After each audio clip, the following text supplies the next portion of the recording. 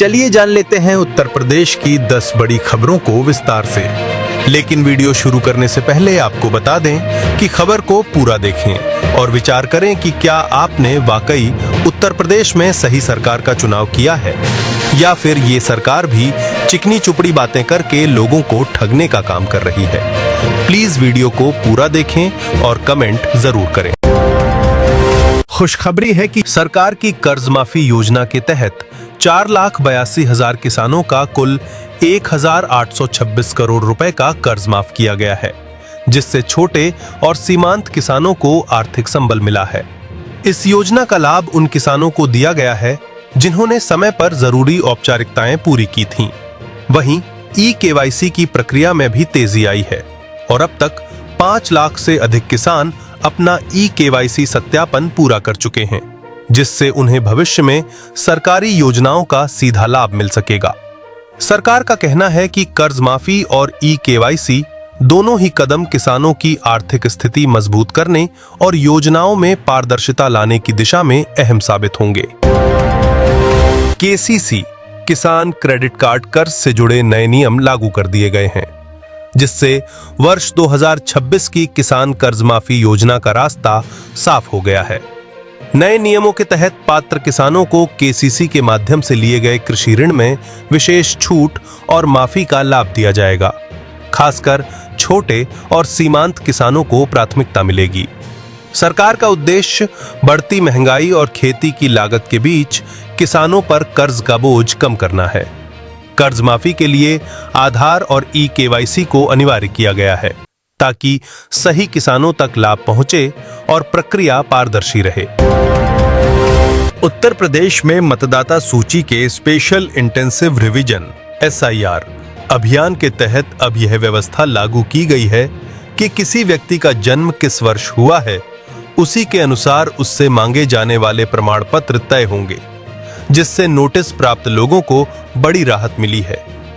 निर्वाचन आयोग के निर्देश पर किए गए इस बदलाव का उद्देश्य यह सुनिश्चित करना है कि वास्तविक और पात्र मतदाताओं को अनावश्यक रूप से परेशान न किया जाए और सत्यापन प्रक्रिया को सरल व पारदर्शी बनाया जाए।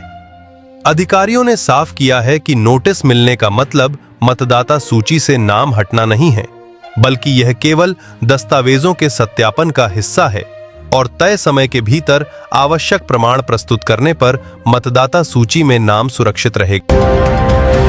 भारतीय बैंक वैकेंसी के तहत सरकारी बैंक में नौकरी पाने का सुनहरा अवसर सामने आया है, जहां विभिन्न पदों पर भर्तियों के लिए आवेदन प्रक्रिया शुरू कर दी गई है।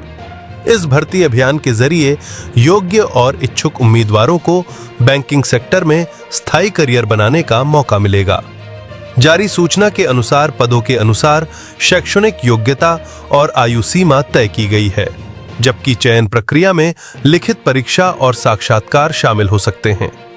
इच्छुक अभ्यर्थियों को सलाह दी गई है कि वे अंतिम तिथि से पहले आधिकारिक वेबसाइट के माध्यम से आवेदन करें और भर्ती से जुड़ी सभी शर्तों को ध्यान से पढ़ लें, ताकि किसी भी तरह की गलती से बचा जा सके।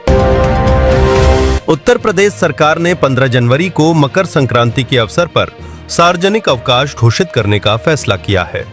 इस त्योहार को पारंपरिक रूप से हिंदू पंचांग के अनुसार सूर्य के मकर राशि में प्रवेश के रूप में मनाया जाता है और यह विशेष रूप से तिल और गुड़ से बनी मिठाइयों, पंगत उड़ाने और धार्मिक अनुष्ठानों के लिए जाना जाता है। योगी आदित्यनाथ की सरकार ने इस साल के अवसर पर कर्मचारियों, छात्रों और आम जनता को इस पर्व में भाग लेने का अवसर देने के लिए यह छुट्टी देने का निर्णय लिया है, जिससे राज्य भर में मकर संक्रांति की धूमधाम से सेलिब्रेशंस सुनिश्चित हों।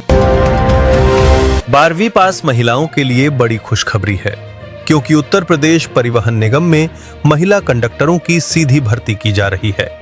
इस भर्ती के लिए 21 जनवरी को एक विशेष रोजगार मेले का आयोजन किया जाएगा, जहां चयन प्रक्रिया पूरी की जाएगी। रोजगार मेला निर्धारित बस स्टैंड पर लगेगा, जिसमें इच्छुक महिलाएं अपने जरूरी दस्तावेजों के साथ शामिल हो सकती हैं। निगम की ओर से बताया गया है कि यह भर्ती संविदा आधार पर होगी और चयनित अभ्यर्थियों को नियमों के अनुसार वेतन व अन्य सुविधाएं दी जाएंगी। यह पहल महिलाओं को रोजगार से जोड़ने और उन्हें आत्मनिर्भर बनाने की दिशा में एक महत्वपूर्ण कदम मानी जा रही है।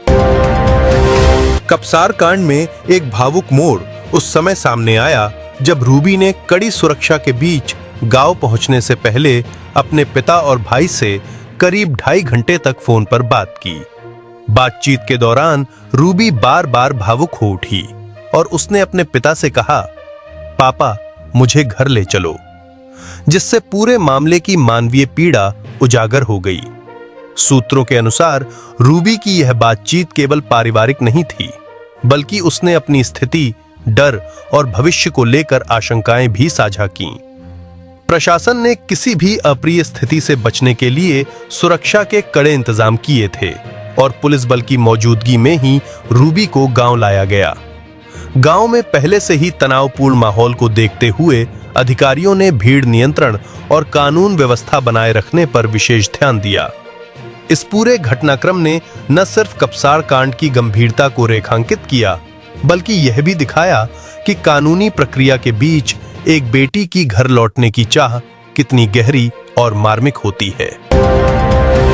केजीएमयू धर्मांतरण मामले में बड़ा घटनाक्रम सामने आया है, जहां किंग जॉर्ज मेडिकल यूनिवर्सिटी की कुलपति प्रोफेसर सोनिया नित्यानंद ने मुख्यमंत्री योगी आदित्यनाथ से मुलाकात कर पूरे मामले की जानकारी दी। इस मुलाकात के बाद मामले की गंभीरता को देखते हुए जांच अब स्पेशल टास्क फोर्स एसटीएफ को सौंप दी गई है। आरोपों के सामने आने के बाद विश्वविद्यालय प्रशासन भी सतर्क हो गया है और आंतरिक स्तर पर तथ्यों को खंगाला जा रहा है। राज्य सरकार का कहना है कि मामले में किसी भी स्तर पर लापरवाही या गैर कानूनी गतिविधि पाई जाती है तो दोषियों के खिलाफ सख्त कार्रवाई की जाएगी। वहीं एसटीएफ की जांच से पूरे प्रकरण के सभी पहलुओं के सामने आने की उम्मीद जताई जा रही है। मुजफ्फरनगर में पहचान बदलकर भीख मंगवाने के संगठित खेल का खुलासा हुआ है, जहां पुलिस ने छापेमारी के दौरान हिंदू और मुस्लिम दोनों नामों से बने फर्जी आधार कार्ड बरामद किए हैं। मामले में पुलिस ने 3 आरोपियों को गिरफ्तार किया है, जो अलग-अलग पहचान के दस्तावेजों का इस्तेमाल कर लोगों से भीख मंगवाते थे और इससे अवैध रूप से पैसा कमाते थे। जांच में सामने आया है कि आरोपी पहचान छुपाने और संदेह से बचने के लिए नाम व धर्म बदलकर दस्तावेज तैयार कराते थे। पुलिस के अनुसार यह गिरोह लंबे समय से सक्रिय था और इसके नेटवर्क की भी जांच की जा रही है। अधिकारियों ने कहा है कि फर्जी दस्तावेज बनवाने वालों और इसमें शामिल अन्य लोगों के खिलाफ भी सख्त कानूनी कार्रवाई की जाएगी। उत्तर प्रदेश में अब गाय को मजबूत अर्थव्यवस्था का आधार बनाने की दिशा में बड़ा कदम उठाया जा रहा है, जिसके तहत गोबर के उपयोग से करीब 500 करोड़ रुपए की बचत का प्लान तैयार किया गया है। राज्य सरकार की इस पहल के तहत गोबर से जैविक खाद, बायोगैस और अन्य उपयोगी उत्पाद तैयार किए जाएंगे, जिससे न सिर्फ खर्च कम होगा बल्कि ग्रामीण अर्थव्यवस्था को भी मजबूती मिलेगी। योजना का उद्देश्य गौशालाओं को आत्मनिर्भर बनाना, किसानों की आय बढ़ाना और रासायनिक उर्वरकों पर निर्भरता घटाना है। सरकार का मानना है कि इस मॉडल से पर्यावरण संरक्षण के साथ-साथ रोजगार के नए अवसर भी पैदा होंगे और पशुपालन को आर्थिक रूप से लाभकारी बनाया जा सकेगा। ताजमहल में होने वाले उर्स के मौके पर 3 दिनों तक आगंतुकों को मुफ्त एंट्री का लाभ मिलेगा, जिससे देश विदेश के पर्यटक और श्रद्धालु आसानी से इस ऐतिहासिक स्मारक का दीदार कर सकेंगे। इस दौरान एक विशेष धार्मिक और सांस्कृतिक आयोजन भी किया जाएगा, जिसमें ताजमहल की 1720 मीटर लंबी चढ़ाई पर सतरंगी चादर बिछाई जाएगी, जो उर्स की शोभा और आध्यात्मिक महत्व को और बढ़ाएगी। आयोजकों ने कहा है कि सुरक्षा और भीड़ प्रबंधन के लिए कड़े इंतजाम किए जाएंगे, ताकि श्रद्धालु आराम से कार्यक्रम में हिस्सा ले सकें। यह पहल पर्यटन को बढ़ावा देने के साथ-साथ ऐतिहासिक और सांस्कृतिक विरासत के प्रति जागरूकता भी बढ़ाएगी। गाजियाबाद में कांग्रेस नेता और पूर्व विदेश मंत्री सलमान खुर्शीद ने बीजेपी सरकार पर जमकर हमला बोला है और कई मुद्दों पर सरकार को घेरा। उन्होंने मनरेगा के तहत मजदूरों को मिलने वाले अधिकारों स्पेशल इंटेंसिव रिवीजन SIR प्रक्रिया में नागरिकों की समस्याओं और राम मंदिर निर्माण को लेकर उठाए गए फैसलों की आलोचना की। खुर्शीद ने कहा कि इन नीतियों से आम जनता को परेशानी हो रही है और सरकार सिर्फ राजनीतिक मुद्दों पर ध्यान केंद्रित कर रही है, जबकि लोगों की वास्तविक जरूरतों की अनदेखी हो रही है। उन्होंने प्रशासन और केंद्र सरकार से आग्रह किया कि विकास और कानूनी प्रक्रियाओं में पारदर्शिता सुनिश्चित की जाए और जनता के हित को सर्वोपरि रखा जाए। राष्ट्रीय युवा दिवस के अवसर पर उत्तर प्रदेश के मुख्यमंत्री योगी आदित्यनाथ ने सुल्तानपुर, कासगंज और फतेहपुर जिलों के ग्रामीण क्षेत्रों के युवाओं के लिए बड़े उपहार की घोषणा की है। उन्होंने इन जिलों में नए ग्रामीण स्टेडियमों का उद्घाटन किया, जो स्थानीय युवाओं को खेलकूद और फिटनेस के लिए आधुनिक सुविधाएं प्रदान करेंगे। मुख्यमंत्री ने कहा कि इन स्टेडियमों के माध्यम से ग्रामीण युवाओं को खेलों में भाग लेने और अपनी प्रतिभा निखारने का अवसर मिलेगा, जिससे वे न केवल शारीरिक रूप से स्वस्थ रहेंगे, बल्कि सामाजिक और राष्ट्रीय विकास में भी सक्रिय योगदान दे सकेंगे। इस पहल का उद्देश्य खेलों के प्रति रुचि बढ़ाना और ग्रामीण क्षेत्रों में खेल संरचना को मजबूत करना है। उत्तर प्रदेश में अगले 2 दिनों के लिए मौसम विभाग ने गंभीर चेतावनी जारी की है। मौसम विशेषज्ञों के अनुसार राज्य के अधिकांश क्षेत्रों में सर्दी की तीव्रता बढ़ेगी और तापमान तेजी से गिरने की संभावना है, जिससे जनता को शीतलहर का सामना करना पड़ सकता है। इसके साथ ही घने कोहरे के चलते दृश्यता भी काफी कम हो सकती है, जिससे सड़क पर यात्रा करना जोखिम भरा हो जाएगा। ऐसे में नागरिकों से विशेष रूप से अपील की गई है कि वे अनावश्यक घर से बाहर ना निकलें और बच्चों, बुजुर्गों तथा बीमार लोगों का विशेष ध्यान रखें।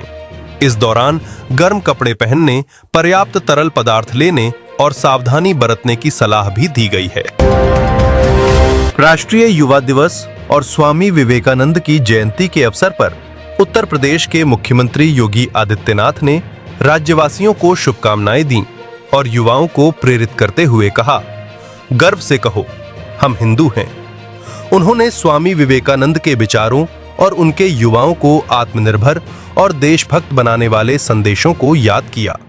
इसी अवसर पर यूपी के दोनों उप मुख्यमंत्रियों ने भी युवाओं को संबोधित करते हुए उनके उत्साह, राष्ट्रीय जिम्मेदारी और सामाजिक योगदान पर जोर दिया। साथ ही उन्हें शिक्षित, निडर और सकारात्मक सोच के साथ आगे बढ़ने की प्रेरणा दी। यह मौके ने राज्य में युवाओं में आत्मविश्वास और राष्ट्रभक्ति की भावना को मजबूत करने का काम किया।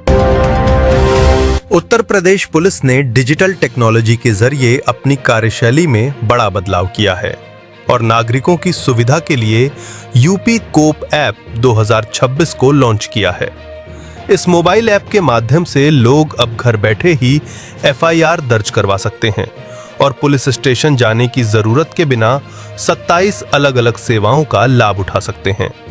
ऐप को नागरिकों का डिजिटल सारथी माना जा रहा है, जो शिकायतों के निवारण, शिकायत ट्रैकिंग, पुलिस सेवाओं की जानकारी और आपातकालीन सहायता जैसे कार्यों को आसान और तेज बनाता है। इससे पुलिस और आम जनता के बीच संवाद में सुधार हुआ है और सुरक्षा सेवाओं की पहुंच सीधे मोबाइल पर उपलब्ध हो गई है। केंद्रीय मंत्री पंकज चौधरी ने सपा पर निशाना साधते हुए कहा कि उन्हें PDA यानी प्रादेशिक दलों का गठबंधन के बारे में कोई जानकारी नहीं है और वे इस विषय पर पूरी तरह अनभिज्ञ हैं। चौधरी ने कहा कि जबकि राजनीतिक दल इस तरह के गठबंधनों के माध्यम से राज्य और राष्ट्रीय स्तर पर रणनीति बनाते हैं, सपा अध्यक्ष अखिलेश यादव इसका सही अर्थ और महत्व समझने में पीछे रह गए हैं। उन्होंने यह भी स्पष्ट किया कि PDA का मकसद राजनीतिक समझौते और सहयोग के माध्यम से विकास और जनता की भलाई को सुनिश्चित करना है, जबकि विपक्षी दल इसे नजरअंदाज कर रहे हैं।